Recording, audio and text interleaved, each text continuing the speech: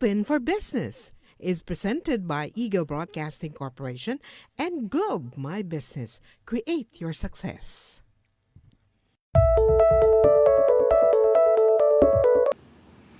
Greetings from the Philippines to the world. It's March 23, 2019, 5:15 p.m. here in Manila. We are on Facebook Live, on Eagle News, and also on our digital channel, eaglenewslive.com.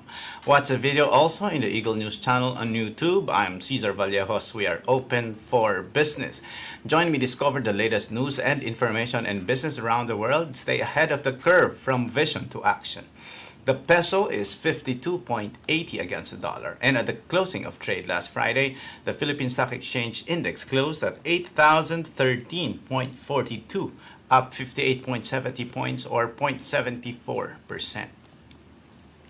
The issues of globalization, digital transformation, unprecedented competition, and the shift of consumer power are affecting many aspects of business today, and that includes the supply chain, procurement, and logistics sector.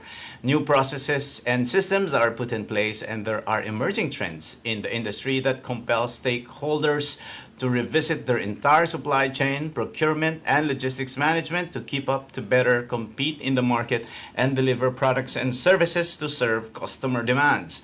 What are the latest trends in the industry? The chairman of the board of PASIA, Mr. Charlie Villaseñor, will share his knowledge as one of the key movers of this industry. Mr. Villaseñor will join us in the set after these headlines from our business news provider, Business Mirror. This portion is brought to you by Business Mirror, a broader look at today's business. Grab wants to become biggest fintech in ASEAN. Philippine economy expected to grow 6.4% in 2019.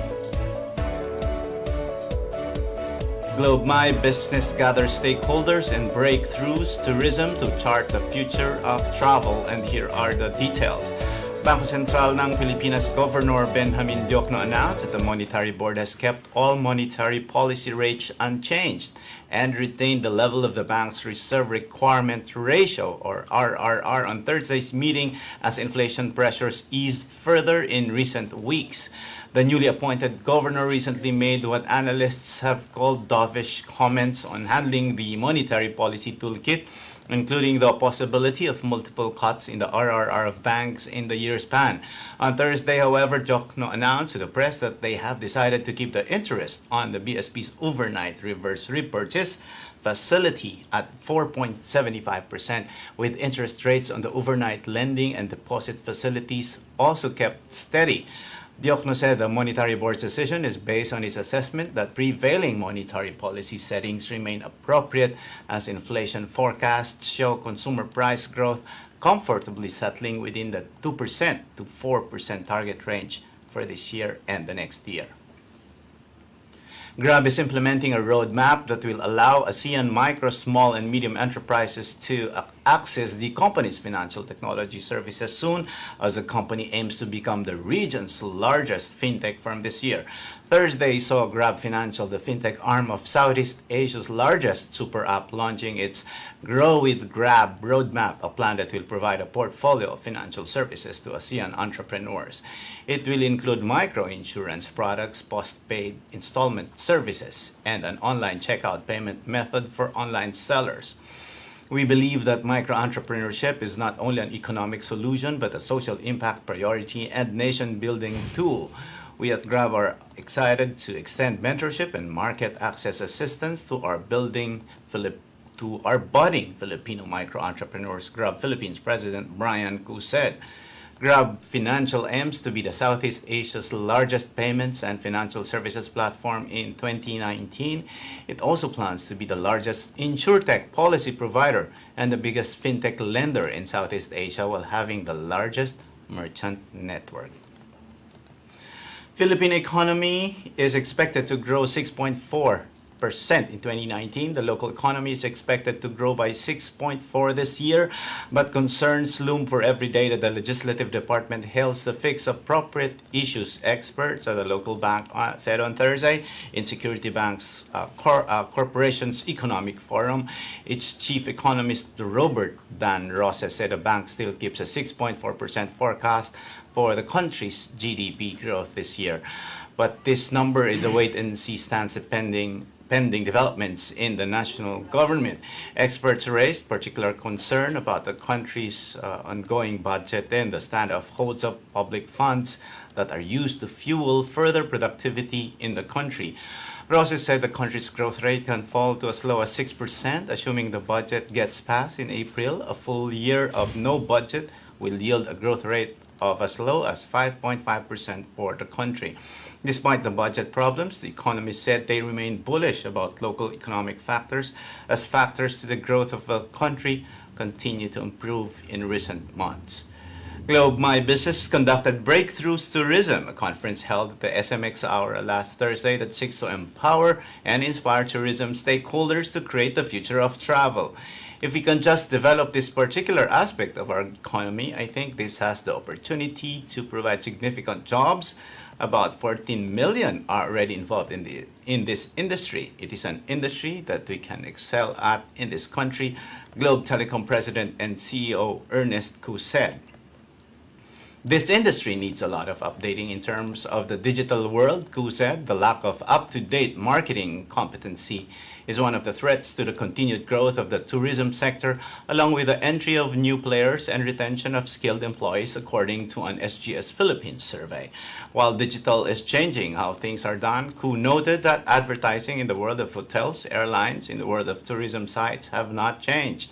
While the provision of digital technologies, innovative business models such as on-demand lodging and short-term rentals, and the unexpected competition from online travel agencies are bringing opportunities, these are also posing challenges that hamper the industry from maximizing its growth.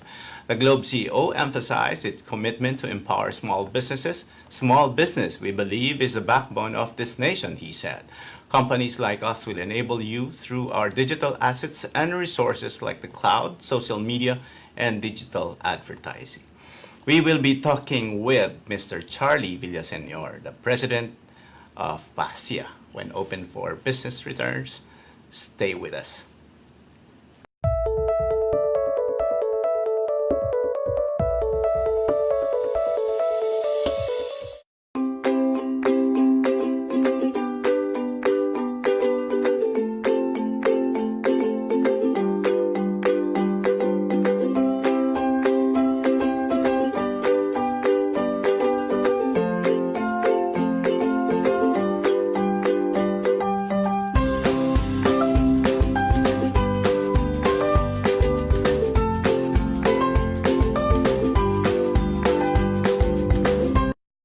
Open for Business is presented by Globe My Business. Create your success.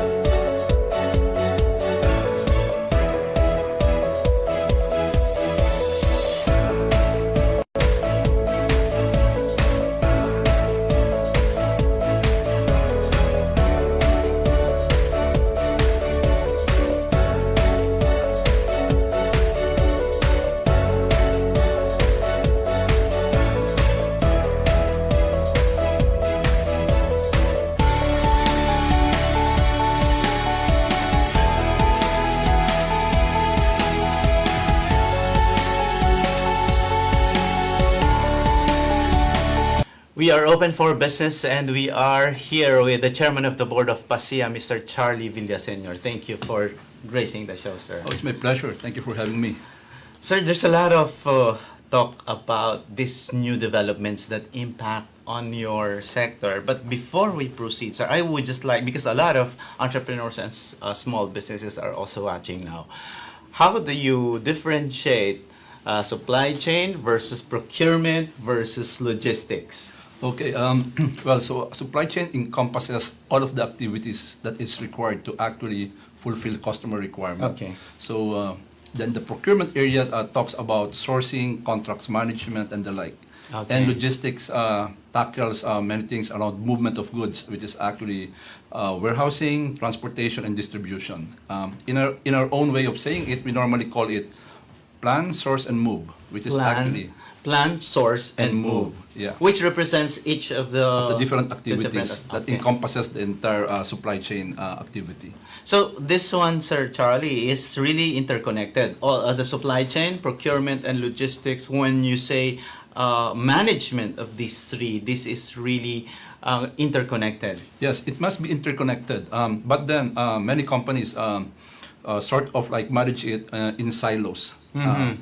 We're trying to encourage more of them to actually integrate it so that there's going to be more seamless integration of these activities to be able to get the net value for the particular company who's actually practicing it.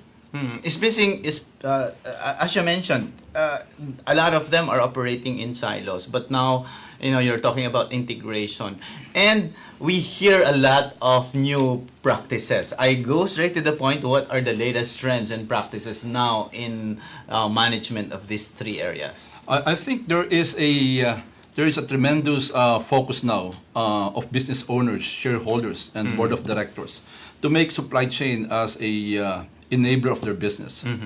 We normally say that companies are not just anymore going to compete on the products or the services that they provide.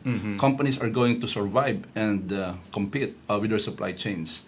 So there are a lot of best practices coming up, but more and more companies are making sure that they have the right people, they have the right processes that is actually embedded into their systems, and they adequately use some level of technology to enable them to actually make sure that transparency, efficiency, and compliance is quite practiced by the organization.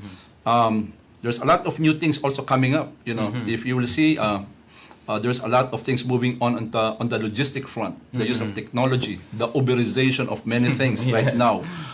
As you can see, from Netflix to everything, to Airbnb, all of those things that are actually moving around are basically changes in business models on how they actually extract value from the supply chain. And we will actually be seeing more as we actually move along. So, how you said the value chain can, when you compete, can win big for your business. Can you cite examples on how the value chain management can impact positively on one's business's profitability? Let's take a look a little bit as an example. A good example would be procurement. Many companies, regardless of your services organization or your manufacturing company, more or less you're spending something like 60 to 80% on cost of goods sold, the raw materials, all your operating expense like advertisement, human resources, everything that's actually needed to actually put the thing, to the system or to the business. That's a lot of money, 60 to 80%. If companies doesn't practice good prudence and apply strategic tools and techniques, that 60 to 80% can go to waste. They have to extract the biggest value. If you can actually just save something like 10% or 20%, or even if you're first time doing some strategic initiatives, save something like 30 to 50%, that's money right to the bottom line. Yeah. So companies are really looking at not just increasing revenue nowadays, because it's very important. It's very difficult to increase revenue. You increase your price, you increase your number of customers. So companies are looking into managing the cost side of the business. So they have to make sure that their inventory controls, their inventory planning, their sourcing to settlement, and even the movement of goods, which is logistics, which accounts to 30%, of cost of sales. These are real big money. If you don't manage this properly, the company can go haywire and really lose the competitiveness in surviving. So many of the executives that we see right now worldwide, are pretty much coming from the supply chain sector or practice, because they're pretty much adept on how to actually manage and control their business efficiently. Now, sir, you also mentioned about the impact of technology in your sector, and with the latest solutions in technology, is now changing, the way we do business in all fronts and in all sectors. With the new technologies now, what happens with your industry? Is there going to be new systems, new processes? Are they going to change their ERP systems or entirely putting a new one together? That's a very good question. If you will remember, a few years ago, if you want to implement a good system, like for example electronic procurement, you need to buy hardware, you need to buy software, you need to hire a team who's going to implement it. You will fork out a lot of money just like putting in a process actually in place. Yes. But the good news about it right now is like there is cloud systems available. What is cloud? Basically, there's a third-party provider who actually creates the enterprise solution for your business. So you don't have to really buy the whole thing for yourself and own it and manage it, which is actually quite costly. You can actually subscribe for 1 year, 2 years, or 3 years type of a thing, and you can actually subscribe solution from inventory planning or management to forecasting, to procurement, to payment, and to logistics or transportation or warehouse. This is pretty much more accessible for companies, and that's why we created that marketplace to be able to provide that opportunity for all levels of industry. So even small companies could already adopt those types of good practices. What's like say you mentioned that now because of the cloud computing, Technology. it's because of that technology, it's now a lot easier for them. But what about cost? Oh, but you mentioned because initially before they have to buy everything, but now they shift into the digital version of it or the cloud version of it. What about the cost involved? Yeah, the cost has significantly gone down. Even in our own practice, when we actually make electronic procurement systems for companies, many companies, including us, we would even go to a model that you only pay once you save something. Okay. Wouldn't it be nice to actually see many companies not forking out anything? They call it pay as you save or pay as you use type of thing. So, and companies has the opportunity to back out or to stop the subscription when they don't find, sustainable value into actually using it. Wherein before, it's quite really difficult because you really have to make investment. The good news is like several third-party providers have actually made it available.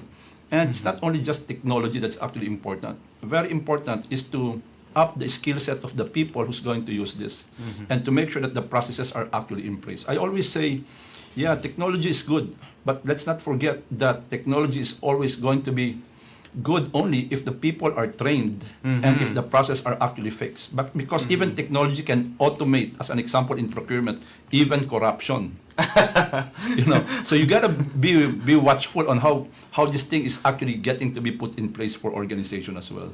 Okay. So now, as we shift to digitalization, as we shift to technology solutions, as we shift to the cloud, in terms of the impact to the business, in terms of cost savings, in terms of streamlining your operations, in terms of additional manpower, putting it. But of course, you mentioned the idea that people have to be trained on it. So there's now some sort of upskilling or retraining. So in terms of business benefit to going into the new system, You know what? This is I would say the best news that ever came, to different industries, regardless of what type of industries. When several years ago, people were focusing more on increasing revenue, like really selling more. But when there were so many sellers in the market, people are starting to kill each other, or it's getting to be so competitive. So companies have to be more efficient. The good news is like procurement is the most untapped. Supply chain, procurement and logistics is the most untapped enabler for business competitiveness. But if you actually take a real look at it, these three areas are the one that can actually, determine your success or failure. Because all of your money, all of your customer satisfaction, all of the risk. I think I wanted to point out one important thing. In the business nowadays, there's so much risk that we're actually facing. And most of that risk are actually targeted into determining, the tranches that you have in your supply chain. Meaning to say, a lot of supply chain risks are evolving.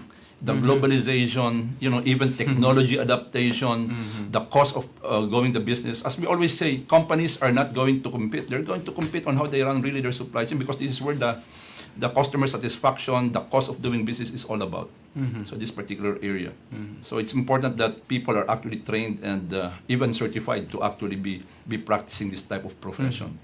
Now, sir, when you try to embrace the digital transformation, assuming your company is part of that old legacy, with the old system, what are the phases on how you transform your business? Actually, the most important thing to actually focus into that is not just technology, as I've mentioned. It's really the change management. When people doesn't want to change, then it will not happen. Especially when you start tapping this area, supply chain procurement. As we all say, this is where the money is put by the company. So this is also where the attention of many people are going to be, either good or are they bad. So some companies or some executive doesn't want to see improvement, and there must be a reason behind that. But I think the stakeholders of the company or the shareholders has to put that emphasis. So the integration is easy nowadays. If you have a legacy system, you want to put it into a cloud environment, I would think and I would say that from our experience, technology is not anymore a problem, because there are so many ways to actually connect and integrate it properly into different types of multi-systems, because there's really a lot of systems coming up. So when the systems were actually made and developed, they actually sort of thought about that this has to connect with any particular system. So that thing is actually well in place. But I would really highlight that it's really change management and the commitment of the leadership team to actually embark into what we call a transformation in the supply chain, because supply chains are getting to be more dynamic. Yeah, I agree with you, Charlie, and also with the other CEOs that I interviewed here in Open for Business. They say that one of the hardest areas to really change our people and culture. So now, and because you mentioned change management, what are the strategies in your sector to somehow embrace change management? Is it something? Is there a process in it that you have to do? And also another challenge based on some conversations with CEOs is that it's normally the owners or the patriarchs or the matriarchs who are somehow hesitant to embrace this. So it has change management. I don't know if you agree or what's your take on it. Is it really a top-down process? It's really, as you mentioned, it has to be that leadership who should be committed to change management. Yes. Before you actually achieve some level of transformation, it's actually going to be people that's going to be most important in the change. But in order to actually do this, companies nowadays are doing what they call maturity assessments. So if you ask me what are the best practices, as you asked me, companies are doing to do some self-review of how they perform right now. It's not that how good they are, but they also have to take a look how are their competitors doing, because if you're lower than your competitor, you're going to miss the business. So companies are looking at what, for example, when you look at procurement, you look at procurement maturity, or we do a procurement study for companies. What you do in a procurement study is like you do a quantitative and a qualitative assessment. You really find out where the money is going and how you can actually extract more value from the money. And when you look at qualitative, this refers to people, process enablers, and more particularly governance. That's why when we actually get to introduce, or we're being pulled in, the first thing that we really focus is not just on process efficiencies.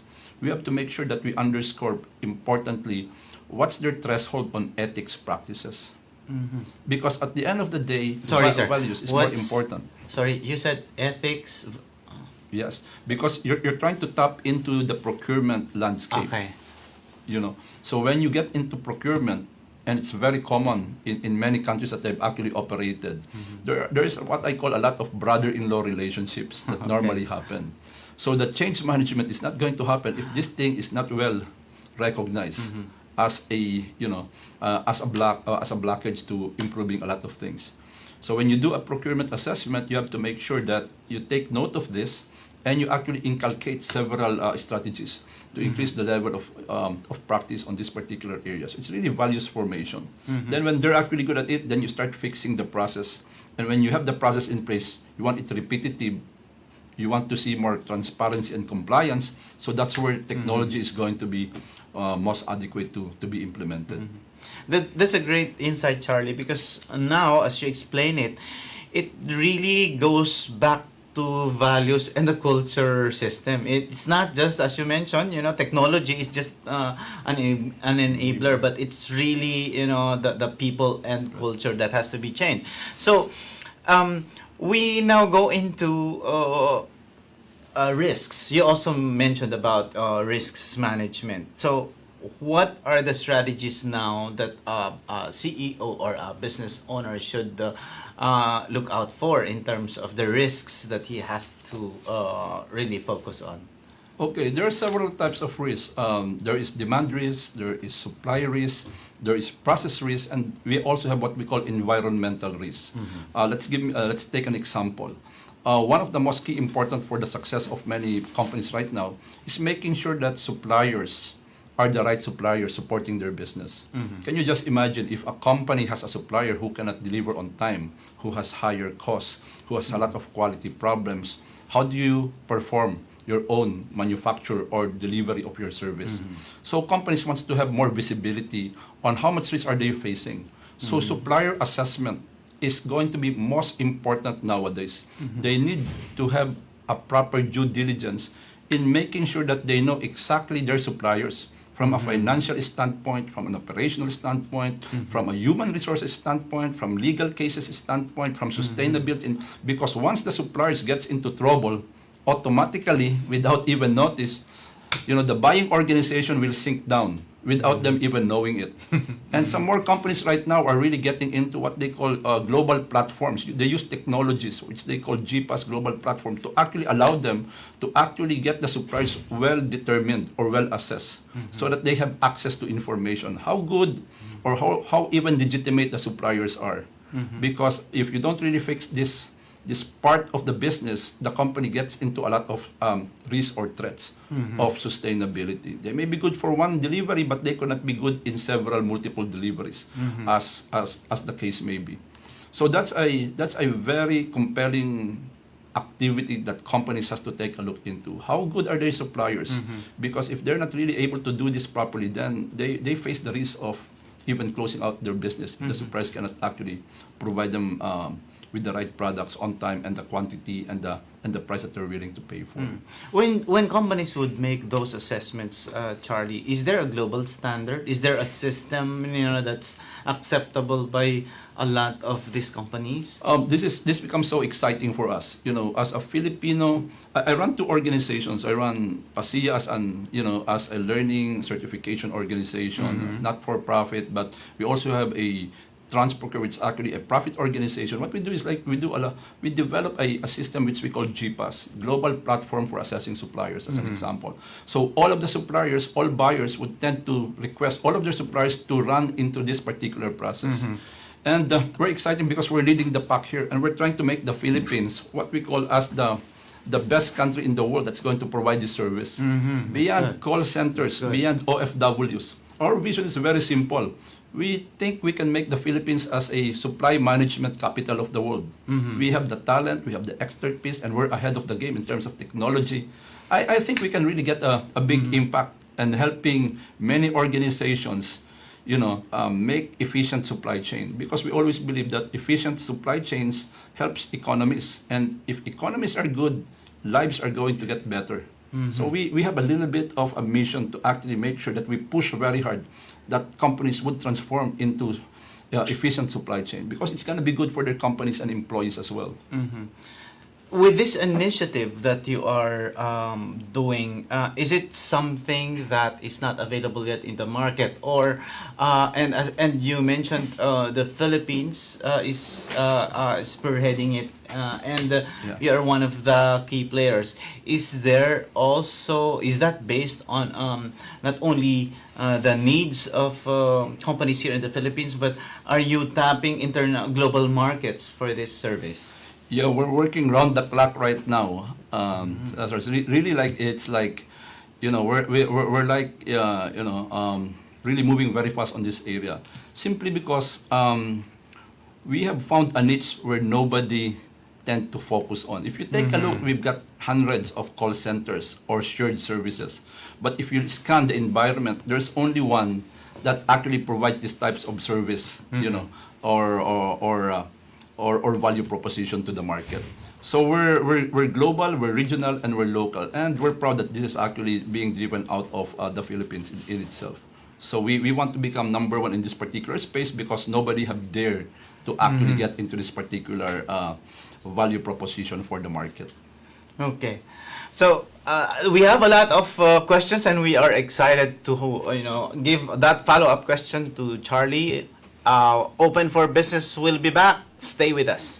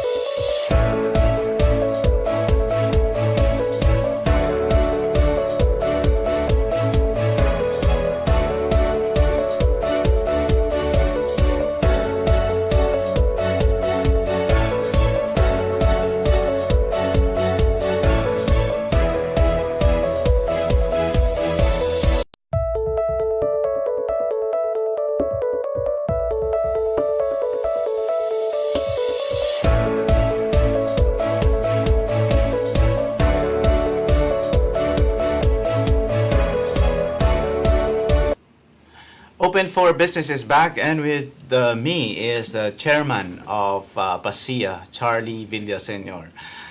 We also mentioned, we talked about how these technologies, this value chain, supply chain, logistics, and procurement can also help small and medium enterprises. And that is a good thing, because a lot of the initiatives now are towards SMEs. Yes. And they are the ones who are using the cloud computing, the free apps, and all the other fintech resources that they can tap to ensure that they can move their business at a significantly lower cost. How will SMEs be able to benefit with the system that you are showcasing?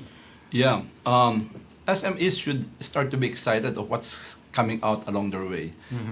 Even SMEs have their own supply chain. And I just wanted to say that even SME has to make sure that they actually have to fix their supply chain so that they can be sustainable and competitive, because they're really fighting with bigger or mid-sized companies. Yes. And SMEs nowadays doesn't have the expertise, doesn't have the professional team, and doesn't have the scalability to be able to make sure that they can even implement the technology. So what have we done? We said, if we don't have SMEs, what will happen is, like, even the mid-sized or the bigger companies cannot be supported properly.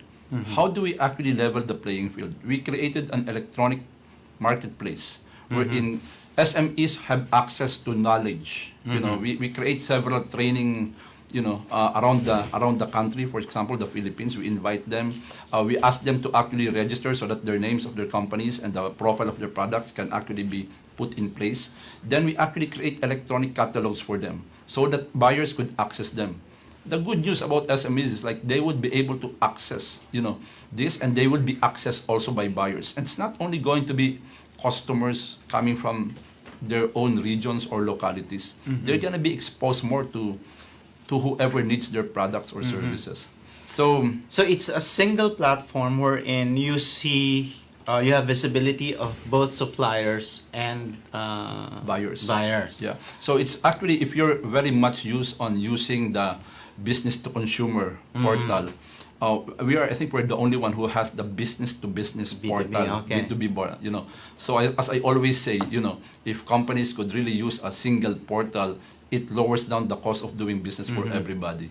So it seems like they have a strong opportunity to tap into this, and even SMEs buy stuff too. So if they need some materials, they could actually tap the marketplace for them to actually source and look for those suppliers that they want to deal with. Like, for example, if I am an SME and I wanted to showcase my product there, is there some sort of a registration fee? Is there some sort of Yes. technical requirements that I have to go through? Yeah, there is what we call, it ties in with what I was mentioning a while ago about GPAS. So they have to provide the documents that that ensure that they are legitimate business entities. Because on the B2B platform, a key component there is content and the proper legitimacy of that particular entity doing the business. So we do the validation on who they are really, so that we don't put anybody on the marketplace that is not really intending to do proper business within the marketplace. So it's really something. So once you are in the system, it's really a collection of very credible suppliers and vendors. Yes, they are all assessed. And if we find out something a little bit shady on that particular area, we will do an interaction with the supplier to prove if they should be kept or should be taken off the list. Now, Charlie, let me go back to technology again, because a lot of initiatives now, like the AI, is changing a lot of things as well. So a lot of things are being replaced, and but there's also the issue on human plus tech, and of course we also have robotics. Now, again, what are these? How will these new technologies impact in your sector? Yeah, you know what, when you're working along this sector of supply chain, one of the most important thing that companies should actually have is what we call data analytics. Okay. If you don't have proper data analytics, it's very hard to really cope up with the things that you need to do on the time that is actually needed for that particular action. So data analytics is going to be very important because companies are not just going to forecast based on history. Companies needs to forecast on what we call predictive analysis. And artificial intelligence, mechanical learning, cognitive learning, and those types of things are going to be tied in, leading to new systems which we call like blockchain. So the supply chain is going to be the most impacted among these areas. So technology on what we're actually seeing, especially artificial intelligence, is going to really complement or augment our capacity to execute our jobs faster and better. But there is a caveat here, and we all know, when there is more technology, it could replace human need for manpower work. So we have to be adaptive. We need to retrain ourselves into new areas where we haven't really explored deeply yet. So my take on this is like it's happening very fast. Everything is being Uberized in many factors, and companies come and go if they're actually disrupted by technology. But in this area of logistics, procurement, and supply chain, it's even going to go faster because companies are pretty, I would say they're bothered because things are really moving fast. If they don't move as fast as their competitors, they're gonna be left behind. So there's a lot of things to expect here, and as you said, artificial intelligence, it's even 3D. In supply chain is being used, and we get to see it nowadays. If you're seeing like things like being Uberized cars, even trucks can be done, even warehouse can be done. in electronic procurement platforms, as you can see it, there's going to be what we call group buying. Industries are going to come together.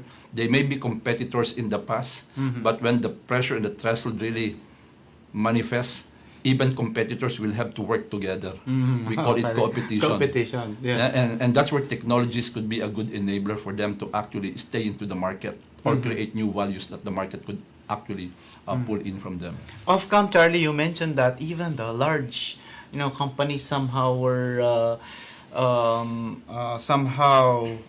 off guard or were shocked with all this happening, and then it's only now that they are acting on this area. Is it because sometimes a lot of the business owners disregarded this sector, and then they, as you mentioned, they focused more on sales and marketing, in selling revenues, and somehow the last aspect where they really had to focus on was the supply chain. Is that the case? Yes. I think the pressure to make the business sustainable and to yield the highest return on capital employed is being felt, at the board level and from a shareholder standpoint. And they normally have three options. Increase revenue, which is very difficult, as I've said. You cannot just increase price or market. They need to cut costs. Yes. Or they need to start lay-offing people. So the most prudent way is to really manage wisely the cost side of the business. So that's one of the primary enablers that they're really focusing right now, because they need to bring up their customer execution to satisfy and delight the customer. And that has something to do with inventory management. It has something to do with procurement and movement of logistics. But as we have seen so far, like in the Philippines, there's a lot of companies who are also investing now in the logistics industry business. And I think they don't want to really just, waste the resources that they have. They want to even improve their own internal organizations. If they can find revenue by offering services along the logistics industry area, they're going to do that. Are these the, like, say, some sort of the warehouses that are for rent? Yes.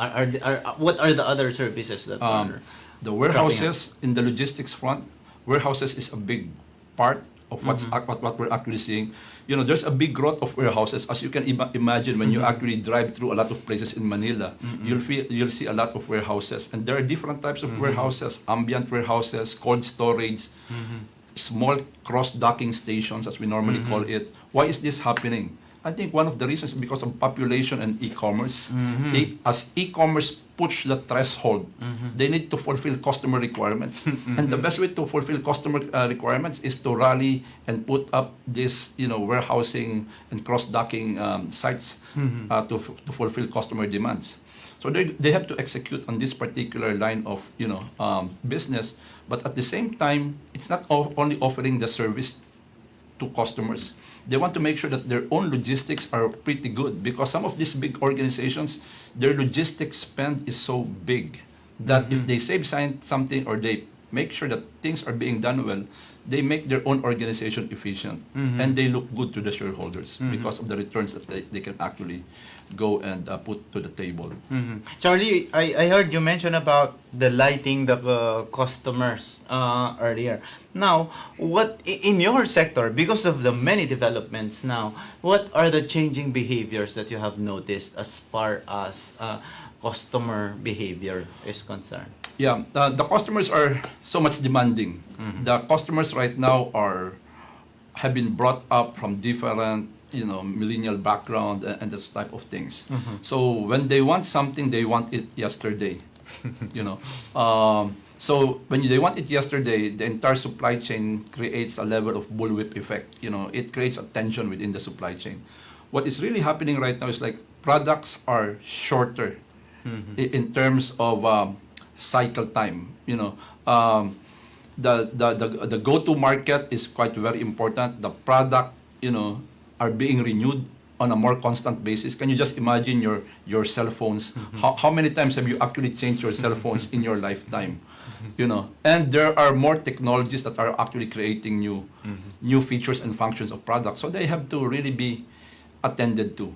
The focus is really delighting the customers, because the only way to delight the customers when your supply chain are efficient, you are doing better forecasting, you have a better cost structure, because of your procurement, and you can deliver on time. So it goes hand in gloves that these areas is actually putting a lot of pressure to the logistics, supply chain, and procurement. Because as I've said, customers are getting to be much more demanding, and their patience are dwindling a little bit. No, like they want everything at the lowest cost, at the best quality, and right now even customers want you to predict what they're going to buy next. Okay.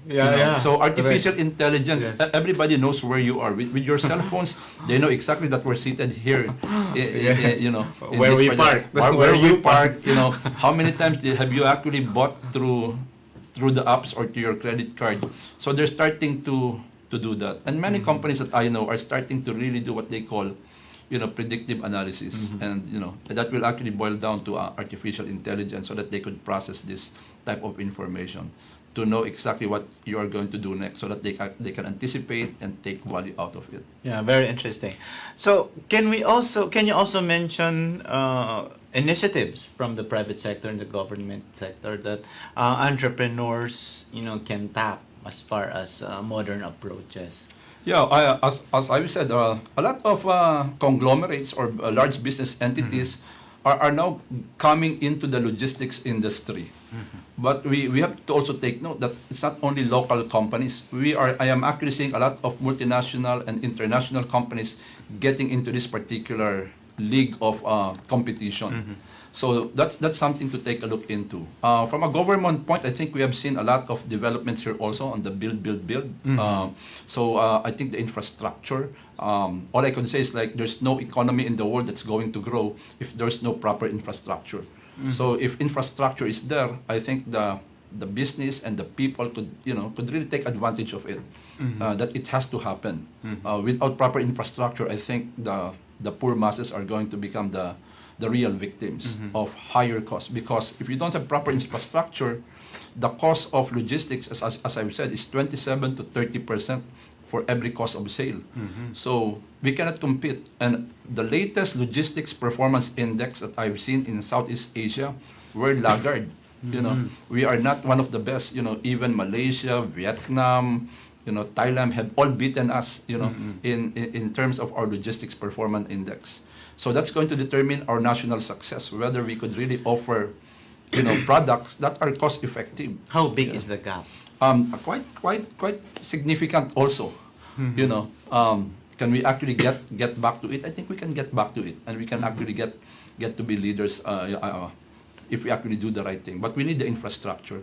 How can you Correct. how can you put if the systems are not in place? But I'm seeing and talking, and I'm being invited by a lot of logistics companies to actually share some insights as to what they could potentially do.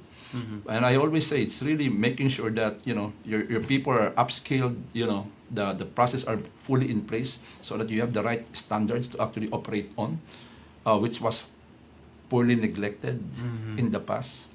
And you need to adapt on technology. When the first time I talked with you, Charlie, in PASIA was I remember you saying you were surprised with the many foreign delegation that came in because unlike before, there's just a few of the Yes. foreign participants. Is this an indication of the Philippines really providing a new system in terms of logistics management that you can also offer to the world? I think there are quite several reasons why they come to us. They attend our conferences. They start setting up their business. I think with the population that we have, I think there's a lot of logistics opportunities here. The market is big for us. If you look at Southeast Asia, second to Indonesia, we have the highest population opportunity, and our economic growth, our economic performance, whatever it takes is actually getting to that direction of more and more buying is actually happening, especially the middle class and those types of things. I think from a population standpoint, there's a strong market into this.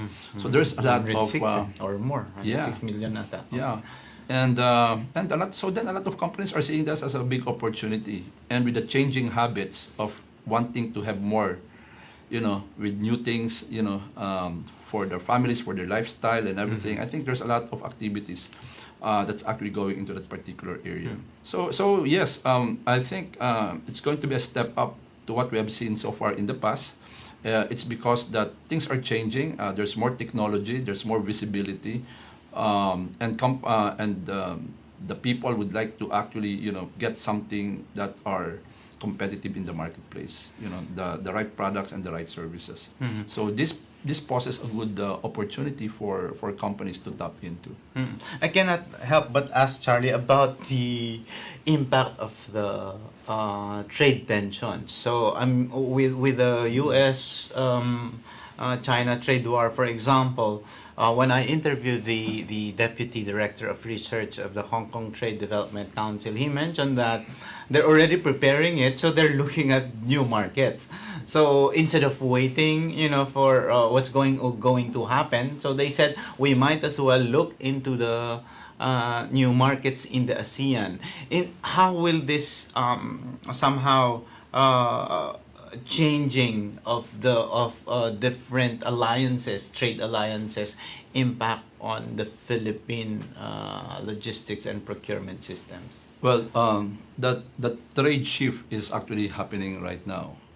As we speak. A lot of changes. The tension between the U.S. and the Americans. There are two things that's actually happening to our economy. We are a good beneficiary about these trade tensions. Yes. Because if they don't do it in those countries, the natural progression is like we should actually do it in the Philippines or set our manufacturing entity. So let us welcome that with open arms. Someone's loss is another one's gain. Yeah, I see it's gonna be more good for us. But we also have to be careful. But because sometimes we source our products and raw materials in those countries also. So when it gets hampered, our supply chain rattles. And that's the reason why I said you really have to know exactly how your supply chains are actually operating. Not only your first-tier suppliers, but your second-tier suppliers, the suppliers who are supplying your suppliers. So supply chain professionals or the business owners has to be more, I would say, looking into those particular areas because they are going to be impacted by the trade dynamics that is currently happening. You are also an educator, as a matter of fact. You give out a lot of this information and knowledge to young professionals. So how I'd like to know how ready are professionals in the Philippines in this shift? Like, of course, the new purchasing managers, the new buyers. So the supply chain would really have to be educated with these systems. On a consumer standpoint, in my case, I am a digital migrant. It's only the kids now who let us know of how do you order using your mobile apps and the applications that are available. In the education part, in the logistics supply chain part, how would you now be able to ensure that the professionals are ready for these new challenges? I always say, sorry, if you're a doctor, you need to take a board and become a doctor. If you're a lawyer, you wanted to actually take the board and become a lawyer. If you're a midwife or a nurse, you actually take the board. But if you are the one handling and spending the money of your company, they pick you from anywhere. Okay. I'm referring to procurement. Not giving a lot of emphasis. In our college education, if you look at it, we have a lot of courses on marketing, in accounting, in hospitality, in nursing, but we never really had a course on supply chain management, isn't it? Not until now, then we actually came in, because what we found out, because if a company doesn't have good supply chains, then how can they execute properly? So what we did is we work with global standards, with global organizations who has this content and domain expertise. we crafted it and we made it globally accredited certification programs. So we actually deliver courses both in public, and in-house trainings. And we even move it to electronic learning as well. So wow. we're operating and delivering our trainings. A lot of them in the Philippines, but a good percentage is happening in US, in China, in Taiwan, in Singapore, Malaysia, all over the region. So we're actually bringing Filipinos to actually be at par with the best-in-class educators in the market, because we have trained them already and we can farm those talent out. But we're also bringing in new talent from across the world to actually tell us what are the best practices into these particular areas. I think, and I wanted to say this, I think we have actually ignored supply chain for many years. But if you see, and my heart really bleeds when I see long lines in MRT, long lines in comfort rooms, long lines in movie theater. It's all about capacity constraint. It's a question of demand and supply. When we actually have waste shortages, what's the problem? The problem is supply chain in all aspects of our lives. I So see. if we can actually help our country become more supply chain orientated, I think it will create better lives for us. And we can actually make sure that the way we actually conduct our operations, both public and private enterprises, has that supply chain algorithm or know-how on how to actually make sure that things are being done properly and to customer delight. That's really an eye-opener, Charlie, because like even, a lot of things when you say supply chain, it's not something concrete for everyone. But as you mentioned, the real practical problems that are happening now are supply chain based. And that's exactly what they need. We're running out of time. We'll give Charlie the opportunity to give his piece of advice to business owners, entrepreneurs, and startups who are watching now. Yeah, first of all, thanks for giving me this opportunity. I'd like to encourage a lot of business owners, regardless of size and industry, to take a look at their supply chain, procurement, and logistics. A lot of your costs are actually here. It actually boils down to proper integration of the people that you need to have to actually perform better, to actually make the processes more robust and more efficient, and some level of adoption of technology. Companies are going to compete, as I've said, not on the products or the services. Companies are going to compete and survive and determine their future on how they actually run their supply chains. And I like to encourage a lot of professionals to keep up their level of certification. We in procurement, supply chain and logistics, we need to be certified. And for those who are actually looking into new courses to go into, they always say, and the latest study have said, supply chain is one of the top 15 careers or jobs that's going to be more in demand in the future. So there's a very strong promise that supply chain is going to be where the focus of business is going to be. It's the source of competitiveness for many organizations. And it's also a source of competitiveness not only for organizations but for countries to actually run their own people management as well. Thank you very much. Well said. That's the chairman of the board of PASIA, Mr. Charlie Villaseñor. Open for Business will be back with our term and quote of the week. Open for Business will return. Stay with us.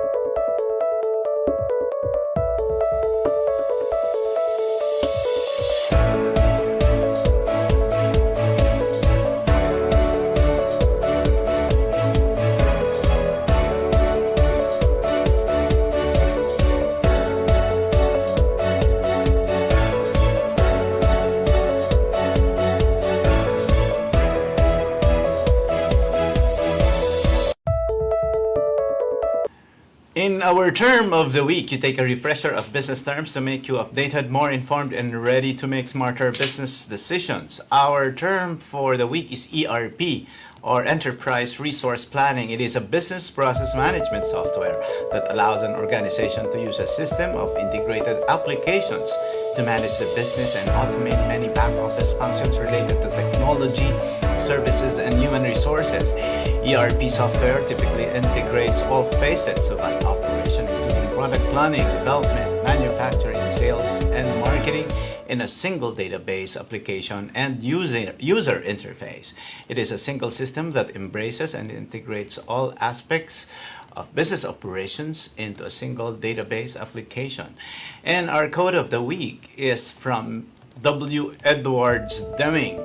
He said, 85% of the reasons for failure are deficiencies in the systems and process rather than the employee. The role of management is to change the process rather than badgering individuals to do better. Join us again next Saturday, 5 p.m. Philippine time, for another episode of Open for Business, where we discuss business information, deliver the latest business news to keep you informed and open for business, and be ahead of the curve from vision to action. You're on Facebook Live on Eagle News, and you can watch this again in the video section of the Eagle News Facebook page and on eaglenewslive.com. Also visit postinglive.com for news and updates on Open for Business. Catch me later at 9 p.m. and every Wednesday also on 9 p.m. on Net25's Eagle News International as I report more business news here and around the world for Open for Business. This is Cesar Vallejos. Have a great day. Open for Business was presented by Eagle Broadcasting Corporation and Globe My Business. Create your success.